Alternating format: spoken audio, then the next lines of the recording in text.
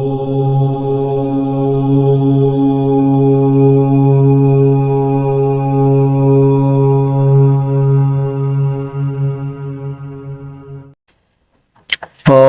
विश्वादेव सवितर्दुर्तान् परासुर भद्रं तन्नयासु।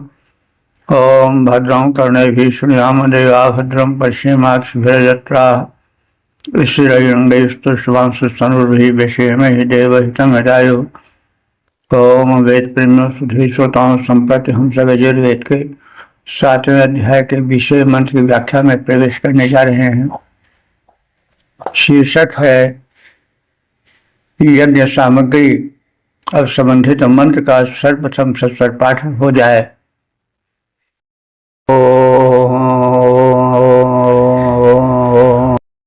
उपायामग्रेहि तोऽस्याग्रायाणो सस्वाग्रायाणः पाहि तृतीयम् पाहि तृतीया पातिं विष्णुस्त्वामिन्द्रियेण पातु विष्णुन्त्वम् पाज्याभिसवनानि पाहि।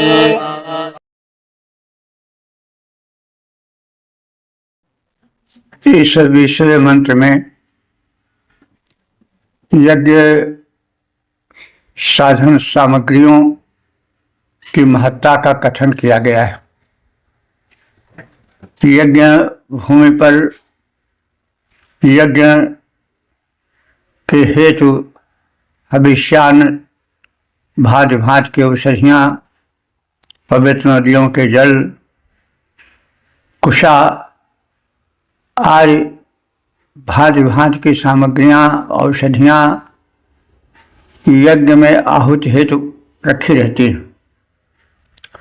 तो हमारी संस्कृत की विशेषता है कि जो हमारे हित में आते हैं उनको हम जड़वत नहीं मानते हैं, उन्हें हम चेतनवत मानकर उनकी पूजा करते हैं, स्वागत करते हैं, स्तुति करते हैं। उसी क्रम में यज्ञ सामग्रियों की स्तुति की गई है, उनकी महत्ता का कथन किया गया है। और यज्ञ सामग्रियाँ यज्ञ को वृद्धि दें और यज्ञ सामग्रियों की रक्षा करें। परस्पर रक्षण क्रम में यज्ञ का विवर्धन हो, आदि आदि बातें कही गई हैं। तो यज्ञ भूमि पर भांति भांति की यज्ञ सामग्रियां रखी हुई हैं, उन्हें आहुति के पूर्व सम्मान पूर्वक संबोधित किया जा रहा है। हे यज्ञ सामग्रियों, तुम उपयाम गृहीता असि, तुम यज्ञ साधन से ग्रहण किए गए हो। यानी हे यज्ञ सामग्रियों, तुम यज्ञ कर्म के साधन भूत हो। यज्ञम पाहि, यज्ञ की रक्षा करो। स्वाग्रयणः, स्वाग्रयणः माने अपने मार्ग पर अगर गणना है असि, तुम आगे बढ़ने वाले हो। तो यज्ञ सामग्रियों का मार्ग क्या है? वे आहुति बनकर यज्ञ की पूर्ति करें, उपकरण बने और यज्ञ की महत्ता बढ़ाएं। तो इसलिए उन्हें यज्ञ पूर्ति में अग्रगण्य कहा गया है। और हे यज्ञ सामग्रियों, तुम यज्ञ पतिम पाहि, जो यज्ञ पति हैं अर्थात यजमान हैं, उनकी रक्षा करो। जो यज्ञ करा रहे हैं उनकी रक्षा करो।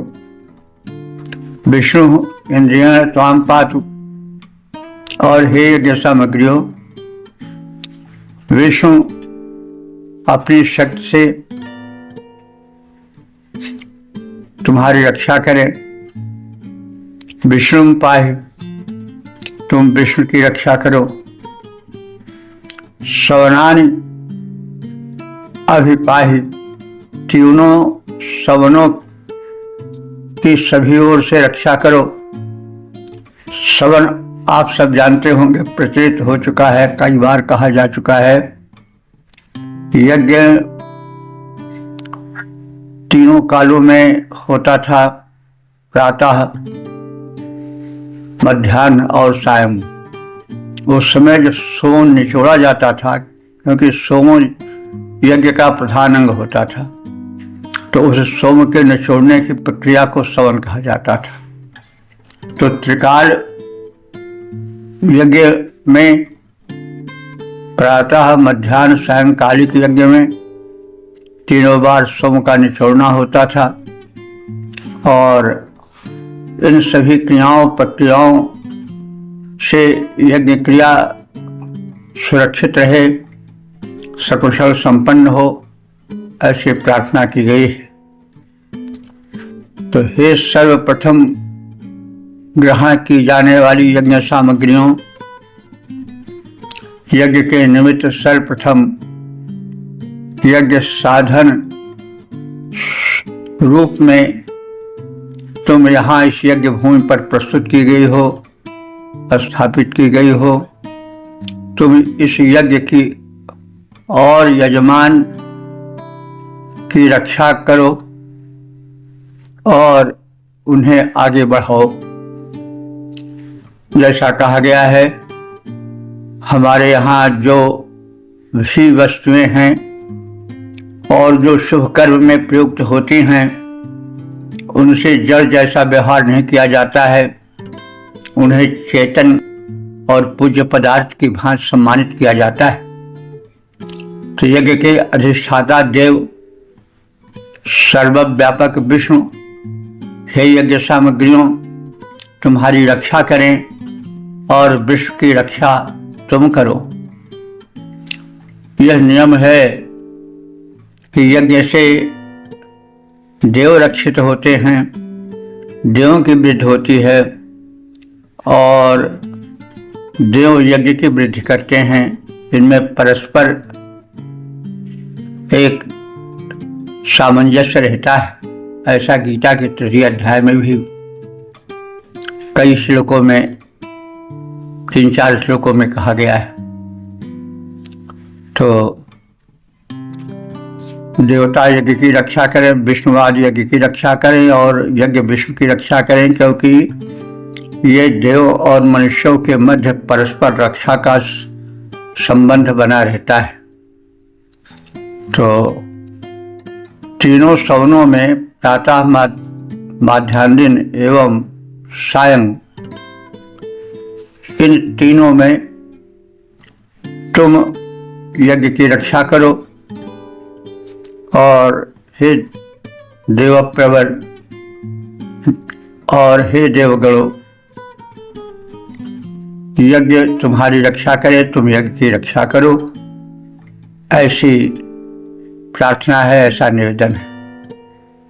पद रूपांतरण है, हे यज्ञ सामग्रियों, यज्ञ निमित्त यहाँ पर पहले तुम ही गए हो लाए। यज्ञ साधनों, यज्ञ बढ़ाओ, तुम सबके मन भाए। विष्णु बचाए, विष्णु बचाएं तुम्हें, विष्णु के रक्षक बन तुम आओ। तीनों सवनों के रक्षक बन आगे यज्ञ बढ़ाओ। तो यज्ञ से देवता रक्षित होते हैं। अस्तु अस्तु, विष्णु देवता यज्ञ सामग्रियों से रक्षित हों और जो यज्ञ के साधनभूत सामग्रियां हैं विष्णु द्वारा रक्षित हों और परस्पर रक्षक और रक्षित का संबंध बना रहे और यह संबंध अटूट रहे। तो इस प्रकार से यज्ञ सामग्रियों की पवित्रता, उनका गुणगान आहुति डालने के पहले किया गया है। आपको मंत्रार्थ समझने के लिए एक यज्ञीय वातावरण में प्रवेश करना होगा। उस समय की पूजा पद्धति मूर्ति पूजा पद्धति नहीं थी। यज्ञ के द्वारा दिव्य शक्तियों पवन, अग्नि, सूर्य, पर्जन्य आदि की पूजा होती थी और इन्हीं सब तत्वों से सृष्टि का निर्माण हुआ है, शरीर का भी निर्माण हुआ है। ये देव शक्तियां हैं, जल, स्थिति, पावक, गगन, पवन आदि। तो वेद के देवता यही हैं और मूर्ति पूजा वेद काल में नहीं प्रचलित थी। हो सकता है कुछ व्यक्ति कह रहे हों, लेकिन प्रचलन तो नहीं था। जहाँ तक मुझे ज्ञान है, मूर्ति पूजा बौद्धों के माध्यम से आई है और इसके पूर्व मूर्ति पूजा का कोई ठोस प्रमाण नहीं मिलता है। यज्ञ के माध्यम से ही जो दिव्य शक्तियां हैं, पंच तत्व के रूप में दृश्यमान हैं, उनकी उपासना होती थी। वातावरण पवित्र होता था। यही उस समय की पूजा पद्धति थी। हमें अर्थ को समझने के लिए उस युग विशेष के वातावरण में, परिवेश में प्रवेश करना होगा। ओम वेद प्रेमियों, सुधी श्रोताओं, संप्रति हम सब यजुर्वेद के 7वें अध्याय के 21वें मंत्र की व्याख्या में प्रवेश करने जा रहे हैं। मंत्र का शीर्षक है सोम की महत्ता। अब संबंधित मंत्र का सर्वप्रथम सस्वर पाठ हो जाए।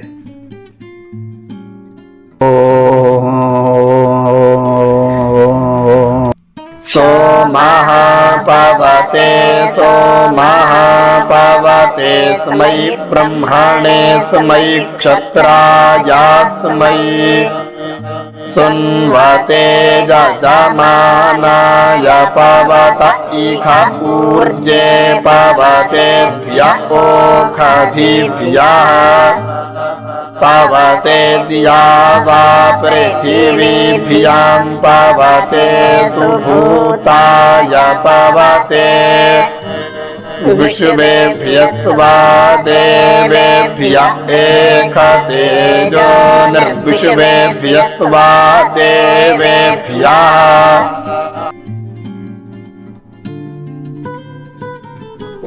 इस 21वें मंत्र में सोम रस के निकालने का प्रयोजन, उसकी महत्ता का कथन है। सोम यज्ञ में सोम का प्रधान स्थान रहता है और सोम यज्ञ अति सम्माननीय यज्ञ माना जाता था। तो सोमा अस्मै ब्रह्मणे पवते, यह जो सोम रस है वो ब्राह्मणे, ब्रह्मणे माने ब्राह्मण की रक्षा करता है। ब्राह्मण के साथ अन्य जो वर्ग हैं, क्षत्रिय, वैश्य, शूद्र आदि, इनकी भी रक्षा समझनी चाहिए। तो यह है चतुर्वर्ण के रक्षक हैं सोम देवता। और सोमः पवते, सोम जो है वह इन्हीं चतुर्वर्णों के संरक्षण के लिए निकाला जाता है। अस्मै सुन्वते यजमानाय पवते, इस सोम याग करने वाले यजमान के लिए यह सोमरस निकाला जा रहा है ताकि उस यजमान का सर्वतोभावेन कल्याण हो सके। इसे ऊर्जे पवते, इसे माने अन्न, और ऊर्जा की वृद्धि और उसकी पवित्रता के लिए यह सोमरस निकाला जा रहा है। इसे ऊर्जे पवते, इसे अन्न, ऊर्जे माने ऊर्जा और ऊर्जा प्रदायक पदार्थों के हित के लिए, उनकी पवित्रता के लिए यह सोमरस निकाला जा रहा है। द्यावा पृथिव्याम पवते, द्यावा माने द्विलोक, पृथिव्याम माने भूलोक, इनके पवित्रीकरण के हेतु, इनकी प्रवृद्धि के हेतु सोमरस निकाला जा रहा है। सुभूताय पवते, भूत कहते हैं प्राणियों को, भूताय पवते श्रेष्ठ प्राणियों के लिए, उनकी रक्षा के लिए, उनकी वृद्धि के लिए यह सोमरस निकाला जा रहा है।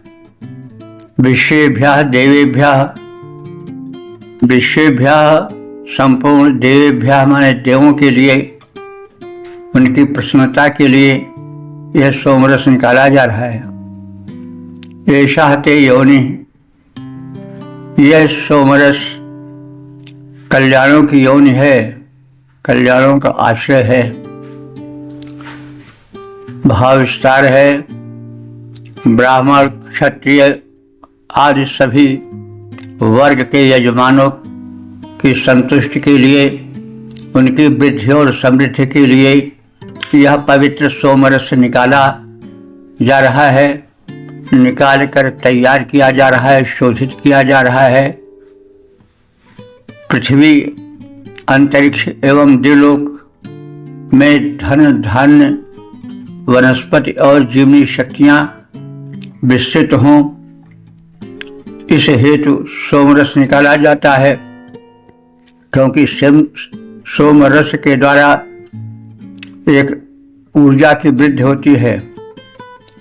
सोमरस उस ऊर्जा का मूल स्रोत है जो कि सौम्य है।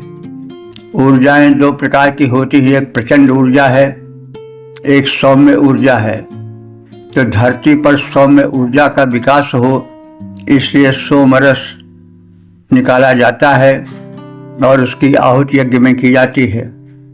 सभी देवताओं की तृप्ति के लिए ग्रहण किए गए हे सोमरस, तुम यज्ञशाला में अपने आश्रय स्थल सुनिश्चित पात्र में स्थिर रहो, समय पर तुम्हारा उपयोग होगा, तुम यज्ञ के महत्वपूर्ण अंग हो। पद रूपांतरण है, यजमानों की तुष्ट हेतु यह सोमरस होता तैयार, यजमानों की तुष्ट हेतु यह सोमरस होता तैयार, जिससे लोकों औषधियों में हो जीवनी शक्ति विस्तार। देवों की सुतृप्त हित तत्पर सोम सुधा रस की शुचिधार, यज्ञ स्थल में पात्र रूप निज घर में अपना करे प्रसार। ओम वेद प्रेमियों, सुधी श्रोताओं, संप्रति हम सब यजुर्वेद के 7वें अध्याय के 22वें मंत्र की व्याख्या में प्रवेश करने जा रहे हैं। इस मंत्र का शीर्षक है सोम की ग्राहक शक्ति। अब संबंधित मंत्र का सर्वप्रथम सस्वर पाठ हो जाए।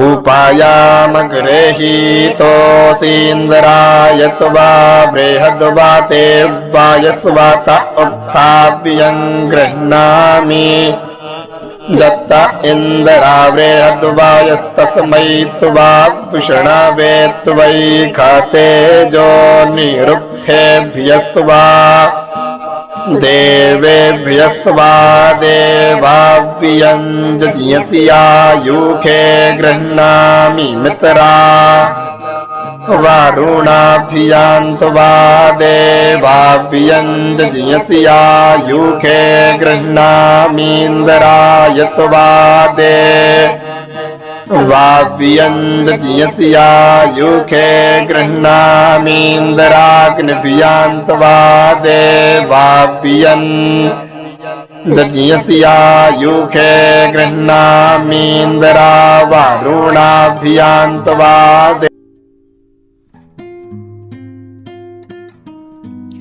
इस 22वें मंत्र में यज्ञ के प्रमुख साधन सोमरस की महत्ता का कथन किया जा रहा है और सोम यज्ञ में सोमपान से सभी प्रमुख देवता प्रसन्न होते हैं और सोमरस की प्रशंसा से सिक्त इस मंत्र का अर्थ इस प्रकार से किया जा रहा है कि हे सोमरस उपयाम गृहीता असि, तुम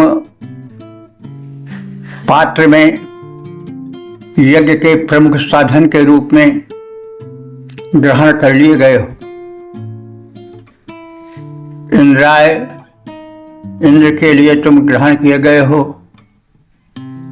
तो तुमको उक्थाव्यम प्रशंसनीय यश प्राप्त हो।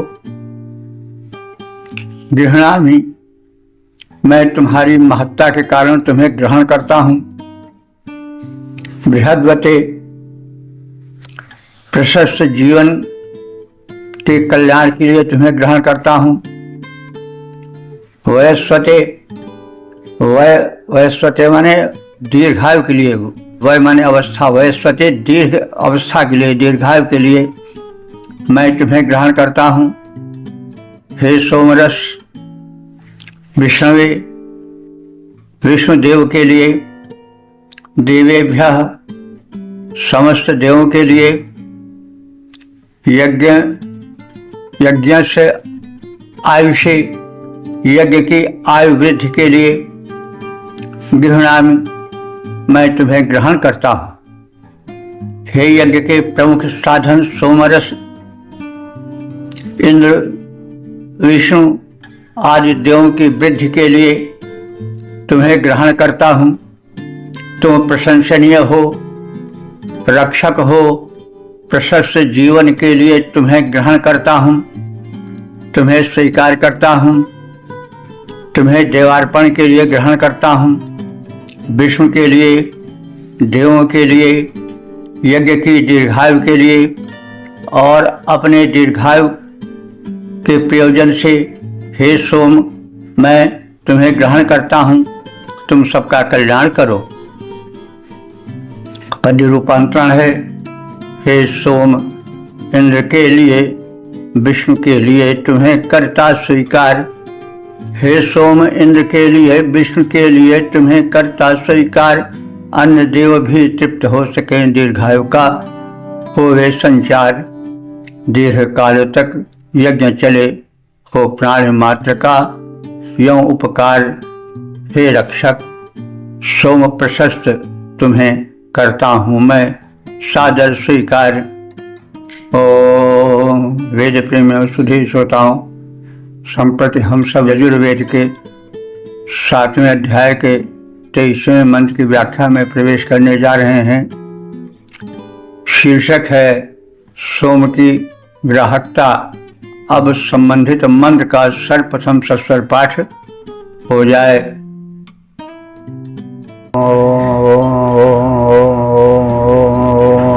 मित्रा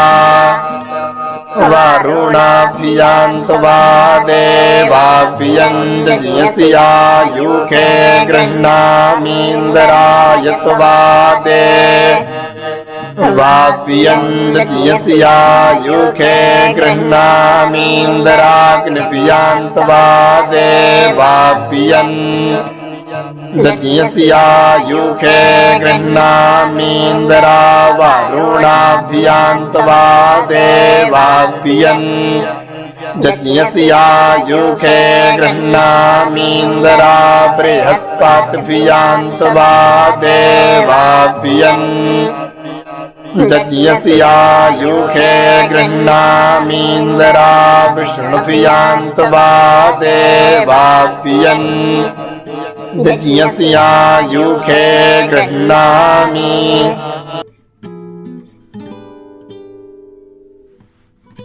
इस 23वें मंत्र में यज्ञशाला में सोम रस के स्थापन के उद्देश्य का कथन है। हे सोमरस, यज्ञ से आयुषे, यज्ञीय जीवन को स्थिर चलाने के लिए और मित्रा वरुणाभ्याम, मित्र और वरुण देवों के लिए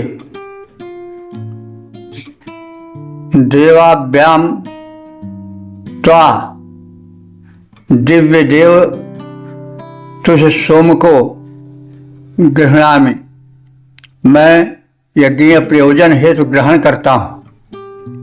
हे सोम, मित्र, वरुण, इंद्र, अग्नि, बृहस्पति और विष्णु आदि देवताओं को संतुष्ट करने के प्रयोजन से मैं तुमको ग्रहण करता हूँ। हे सोम देवता, यज्ञों के निर्विघ्न समाप्ति और सफलता और उसके विस्तार के निमित्त मैं तुम्हें यज्ञशाला में स्थापित करता हूँ। पद्य रूपांतरण है, मित्र, वरुण, इंद्राग्नि, बृहस्पति, विष्णु आदि सुख वृंद सकल हो जाएं संतुष्ट ग्रहण करता तुमको। हे सोम विमल, यज्ञों का निर्विघ्न समापन होता जाए विस्तार, तुम्हें यज्ञशाला में स्थापित करता मैं। हे सोम उदार। ओम। वेद प्रेमियों, सुधे श्रोताओं, संप्रति हम सब यजुर्वेद के 7वें अध्याय के 24वें मंत्र की व्याख्या में प्रवेश करने जा रहे हैं। मंत्र का शीर्षक है यज्ञाग्नि। अब संबंधित मंत्र का सर्वप्रथम सस्वर पाठ हो जाए।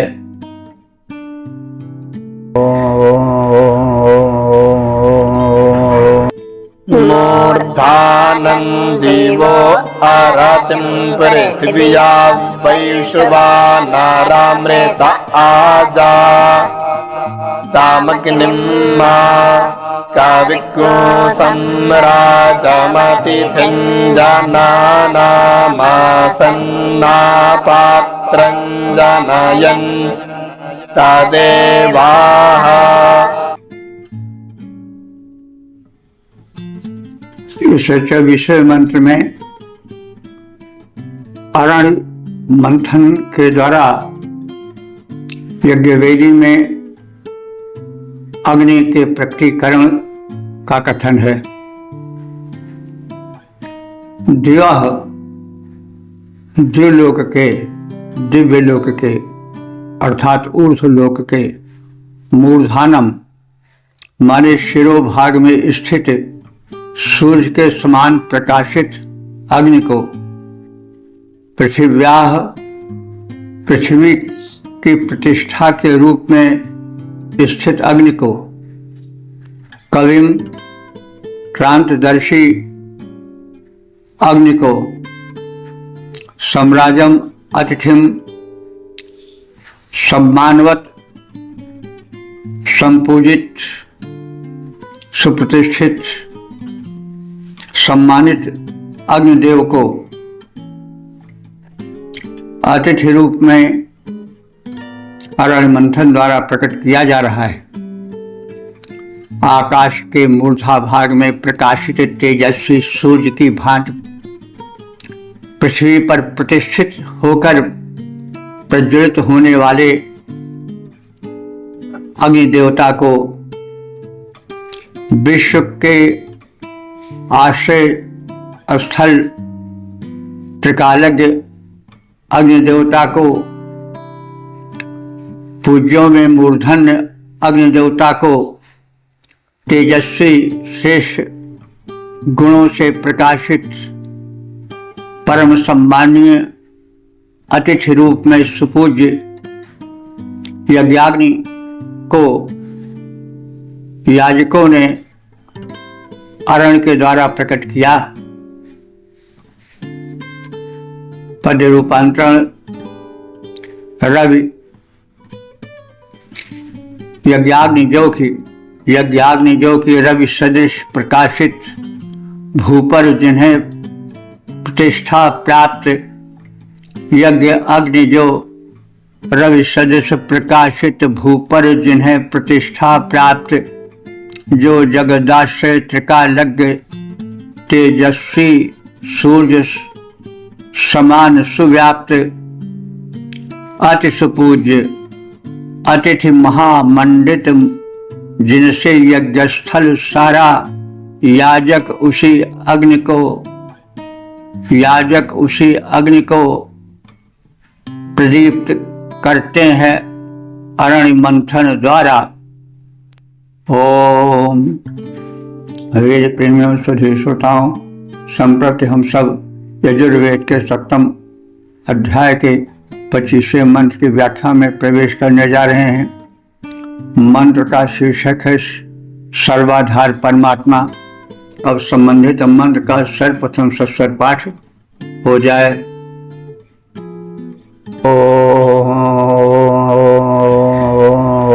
उपायामग्रे हि तो सिद्ध्रुवो सिद्ध्रुवक्षितध्रुवाणां ध्रुवतामोच्युताना मच्युतक्षित्तम एकतेजो निर्वैश्वानरायतुवा ध्रुवं ध्रुवेण मनसा वाचा सोममवनयामि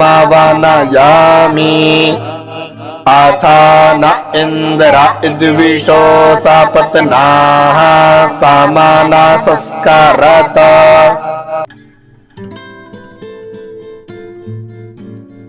इस 25वें मंत्र में सर्वाधार, सर्वव्यापक, जन जन के मन में रहने वाले परमात्मन का स्मरण किया गया है। इसके पूर्व यज्ञ सामग्रियों, सोमरस आदि की स्मृति में उनकी महत्ता से संबंधित मंत्रों का पाठन किया गया, उनकी महत्ता का कथन किया गया। और अब जो सर्वेश्वर है, जो जनाधार है, इसे वैश्वानर कहा जा सकता है, जो समस्त संसार में व्याप्त हो वह वैश्वानर है। जो अंतर्यामी है, परमात्मा है, वह वैश्वानर है, उससे बढ़कर कोई नहीं है। अब उसका स्मरण किया जा रहा है कि वह सर्वभावेन यज्ञ की रक्षा करे। तो हे वैश्वानर परमात्मन, उपयाम गृहीता असि। उपयाम माने यम नियम के द्वारा तुम ग्रहण किए जा सकते हो, जाने जा सकते हो। यम अहिंसा सत्य अस्तेय ब्रह्मचर्य परिग्रह इति यमाः, शौच तप स्वाध्याय ईश्वर प्रणिधान इति नियमाः। तो यम नियम के द्वारा ईश्वर ग्रहण किए जा सकते हैं, वश में किए जा सकते हैं, प्रकट किए जा सकते हैं, किसी अन्य उपाय द्वारा नहीं।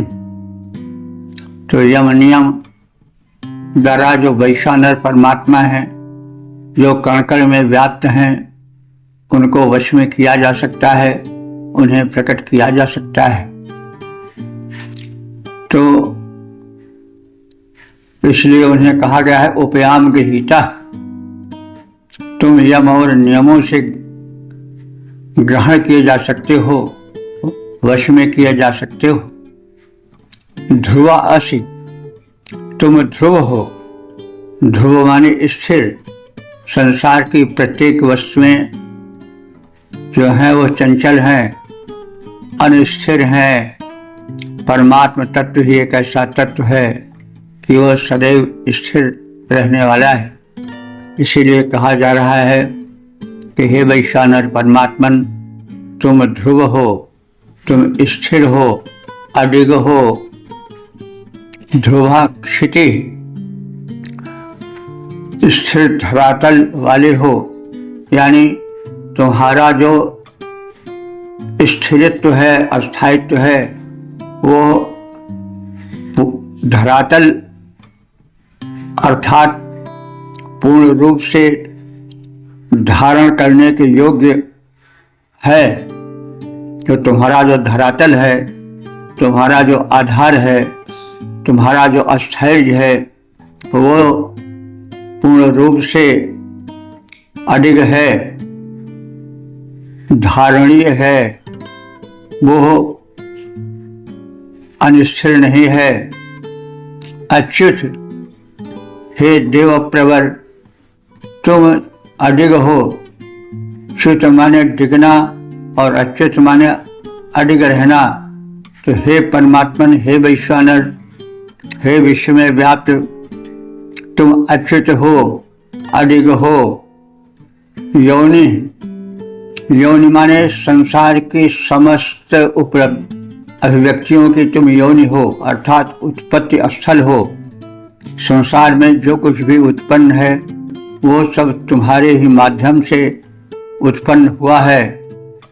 वैश्वानराय त्वा, ऐसे विश्व में कण कण में व्याप्त परमात्मन तुझको, तुम्हारे लिए हम सब ध्रुवेण मनसा, ध्रुव मन से यानी स्थिर मन से, वाचा स्थिर वचन से, अवनयामी धारण करते हैं, यानी तुम्हें हम स्थिर मन से धारण करते हैं, स्थिरता पूर्वक तुम में ध्यान लगाते हैं और तुम्हारा आश्रय लेते हैं। नह, हे देव प्रवर, नह माने हमारी, विषह माने प्रजाएं, संतानें, असपत्नाह माने शत्रु शून्य हो। सपत्न कहते हैं शत्रु को, और सपत्न माने शत्रु न रहना। तो नह विषह, हम सबके जो विष है, विष माने प्रजा। देखिए जब तालवी सा रहेगा तो विष का अर्थ प्रजा होगा। इसी से वैश्य भी बना है, क्योंकि वैश्य व्यापारी वर्ग थे, वो विशेष रूप से प्रजा माने जाते थे, इसलिए कि उनसे उपलब्धि होती थी। तो और अगर मूर्धन सा हो जाएगा तब तो अर्थ जहर हो जाएगा। तो इसलिए संस्कृत में जो है वह अक्षरों पर बड़ा ध्यान दिया जाता है। यद्यपि बहुनाधीशे पठपुत्र तथापि व्याकरणम मा भूत सकला सकला सकृत सकृत स्वजन स्वजना। तो बहुत न पढ़ो, लेकिन हे पुत्र व्याकरण अवश्य पढ़ो। ऐसा न हो कि माँ भूत सकला सकला, सकल माने होता है टुकड़ा और सकल माने होता है समस्त। तो जहाँ सकल कहना हो कि हमें सकल चाहिए, वहाँ तुम शकल कह दो तो तुम्हें थोड़ा सा अंश मिलेगा। तो माँ भूत सकला सकला सकृत सकृत, सकृत कहते हैं एक बार और सकृत कहते हैं विष्ठा को। तो दोनों में कितना अंतर है। तो और स्वजना, स्वजना, स्वजन कहते हैं अपने खास आदमियों को, स्वजन कहते हैं कुत्ते लोगों को। तो थोड़ा सा और सा के उच्चारण से कितना अंतर हो जाता है। तो इस संदर्भ में कहा जा रहा है कि शब्दों और अक्षरों पर विशेष ध्यान देना चाहिए। विश्व के संदर्भ में कहा गया है कि इसमें तालवी सा है, इस विश्व से होता है प्रजा का अर्थ। और अगर वो मूर्धन्य सा लग जाएगा तो उसका अर्थ हो जाएगा जहर। तो ये विश्व है, तालवी सा से युक्त है, इसलिए इसका अर्थ हुआ प्रजाओं को, विषा प्रजाओं को, हमारी संतानों को। असपत्ना, सपत्न कहते हैं शत्रु को, और असपत्न माने शत्रु न रहना। तो हमारी संतानों को शत्रु रहित बनाओ, उनके शत्रु न रह जाएं। सुमनसा, और उनको समान मन वाला बनाओ, अर्थात वे एक मन हो करके चलें, उनमें वैमत्य न हो, मतभेद न हो, वे सब एक मन वाले होकर के रहें। हे भगवान, करत कुछ ऐसा करो। तो हे सब में व्याप्त सर्वव्यापक परमात्मन, हे वैश्वानर रूप परमात्मन, तुम्हें यम नियम पालन द्वारा गृहीत किया जा सकता है, ग्रहण किया जा सकता है, वश में किया जा सकता है। तुम ध्रुव अर्थात परिवर्तनशील संसार में अडिग रहने वाले हो। संसार जो है वो अध्रुव है, आज कुछ है कल कुछ हो जाएगा, कब क्या हो जाए ठिकाना नहीं। ये सब अध्रुव है, अस्थिर है। लेकिन हे परमात्मन, तुम इस अध्रुव माने अस्थिर संसार में ध्रुव हो, अटल रहने वाले हो, एक रूप रहने वाले हो, अपरिवर्तित होकर रहने वाले हो। संपूर्ण ब्रह्मांड की उत्पत्ति के हेतु तुम ही हो। मैं तुम्हें स्थिर मन और वचन से धारण करता हूँ, तुम्हें ध्यान में लाता हूँ, हृदय में बसाता हूँ। हे भगवान, हे वैश्वानर परमात्मन, तुम हमारी प्रजाओं को, संतानों को शत्रु शून्य करो। उन्हें भीतरी शत्रु काम क्रोध लोभ आदि न सता पावें और बाहरी शत्रु भी उन्हें न सता पावें। वे शत्रुहीन सकुशल जीवन व्यतीत करें, ऐसी आपसे बारंबार प्रार्थना है। पद्य रूपांतरण है सर्वत्र सर्वत्र व्याप्त परमात्मन के तुम ग्राह्य नियम संयम द्वारा सर्वत्र व्याप्त परमात्मन है। सर्वत्र व्याप्त परमात्मन है, तुम ग्राह्य नियम संयम द्वारा तुम अचल परम। पैदा होता तुमसे ही भूमंडल सारा। संताने शत्रु शून्य होवे, सबका चिंतन होवे समान। स्थिर मन हो, स्थिर विचार, वैमत्य का न रहे कहीं स्थान, वैमत्य का न रह सके स्थान। तो संगठन परम आवश्यक है। मतभेद से शक्ति बढ़ जाती है। इसलिए हमारी संतानें समान मन वाली हों, समान विचार वाली हों और समान शक्ति वाली हों, समान मन वाली हों, ताकि उनमें सकुशलता अपने आप आवे और उनका जीवन सुखी और संतुष्ट और प्रगतिशील हो जावे। तो ऋग्वेद में भी यही भाव प्रकट किया गया है। समानो मंत्र समिति समानो समान मनः सह चित्त में शाम। ऋग्वेद के दशम मंडल का 191 सूक्त का ये तीसरा मंत्र है। उसमें भी कहा गया है कि समानो मंत्र समिति समानी समानम मनः सह चित्त में शाम। तो संगच्छध्वम संबद्धध्वम समोगनांश जानताम। तो साथ साथ चलें, साथ साथ बोलें, साथ साथ कार्य करें, विचारधारा में वैमत्य न हो। तो यह बातें हमारे ही नहीं, हमारे संतानों में भी हो। यह कामना इस बैठक के, इस सत्र के अंतिम मंत्र में की गई है। और इस प्रकार से हम यजुर्वेद के उपयोगी मंत्रों से परिचित होते जा रहे हैं। इस 7वें मंडल के 20वें मंत्र में यज्ञ सामग्री की प्रशंसा की गई है, उनका पूजन किया गया है, उनका पवित्रीकरण किया गया है और सोमरस के निष्कासन का, सोमलता से कूट कर निकालने का, फिर उसके शोधन का, उसको देवार्पण करने का भी कथन मंत्रों में हुआ है। और इसके साथ साथ यज्ञशाला में सोम स्थापन किया जाए। सोम यज्ञ में सोम का प्रमुख स्थान होता है और इसलिए सोम यज्ञ में सोम को प्राथमिकता दी जाए, उसका विशेष मंत्रों के साथ स्थापन किया जाए। और अंत में कहा गया है कि परमात्मा हम सबकी रक्षा करें। हम सब मंत्रों द्वारा अपने सामर्थ्य के अनुसार पवित्रीकरण करते हैं, यज्ञ को सफल बनाने की चेष्टा करते हैं, लेकिन सच्ची सफलता, वास्तविक सफलता तो उस परमात्मा के हाथ में है। मनुष्य सब कुछ करे, यज्ञ जीवन बितावे, प्रयत्न करे, लेकिन जब तक परमात्मा कृपा नहीं होती तब तक कार्य सिद्ध हो या न हो संशय बना रहता है।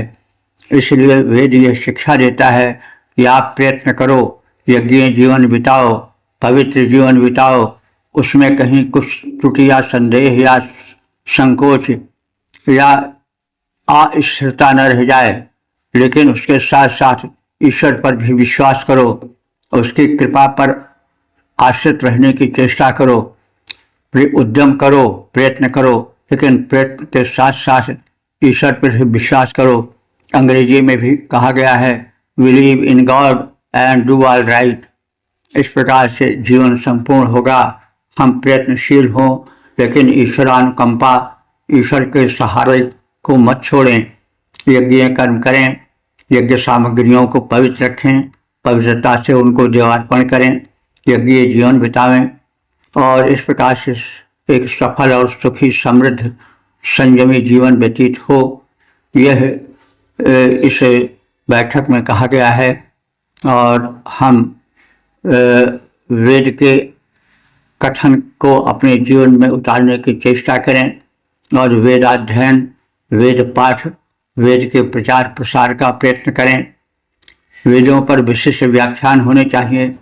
जो वेदज्ञ विद्वान हैं उनका आवाहन हो और वेद का तत्व क्या है, किस वेद में क्या विशिष्ट बात कही गई है, इस पर प्रकाश डाला जाए। और भारतीय समाज जो किन्हीं कारणों से वेद से कुछ दूर चला गया है वो वेद के निकट आवे, क्योंकि हम देख रहे हैं कि वेदों खिलो धर्म मूलम जो कथन है वो पूर्ण रूप से सत्य प्रतीत हो रहा है। जितने धर्म हैं, जितनी विचारधाराएं हैं, जितनी पूजा पद्धतियां हैं, वो सब कहीं न कहीं जो हैं वह वेदों से जुड़ी हुई हैं। इसलिए जब तक हम मूल को नहीं जान सकेंगे तब तक फल फूल का सच्चा रहस्य हमको नहीं प्रतीत होगा। इसलिए वेद का हम अध्ययन करें, वेदों के विषय में हम अपने विचार विनिमय करें और वेदों से संबंधित गोष्ठियाँ करें, विद्वानों से उनके प्रवचन सुने और वेद को हम अपने जीवन का अंग बना लें। इस निवेदन के साथ ओम सर्वे भवन्तु सुखिनः, सर्वे सन्तु निरामयाः, सर्वे भद्राणि पश्यन्तु, मा कश्चित् दुःख भाग् भवेत्।